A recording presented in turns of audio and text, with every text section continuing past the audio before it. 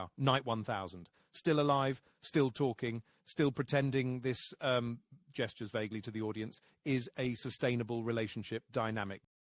See, normally I tell a story, a neat little parable, maybe a monster or two. Someone gets emotionally ruined by ambition, classic stuff. And then you, King Shahryar, the perpetually bored, go, delay my beheading and we do it all again tomorrow.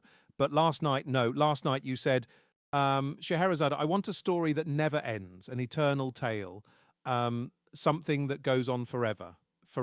You asked me a woman who's been improvising bedtime stories for nearly 3 years straight for infinite content. So I gave you this, the Genie Prompt Terminal Model 1000X, forbidden tech from the old days, powered by a mixture of magic, caffeine, and raw narrative panic. You give it a prompt, it gives you stories, endless ones. So I asked it, give me an epic full of love, betrayal, ducks in hats, and an emotionally unavailable cactus. Do not stop. And off it went. Once upon a time in the Kingdom of Shrug, a hero named Kevin wielded a mystical spatula and defeated his enemies using interpretive dance and mild passive aggression. 12 hours in, we'd had 6 battles, 2 musical numbers, and a flashback sequence told entirely through mime. You loved it. Then came chapter 400, the unexpected origins of Kevin's left boot.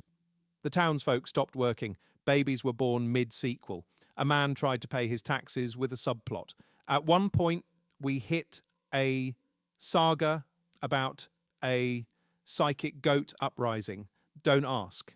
You screamed, stop the story. The orb said, you did not specify an end point. Of course I didn't. Why would I?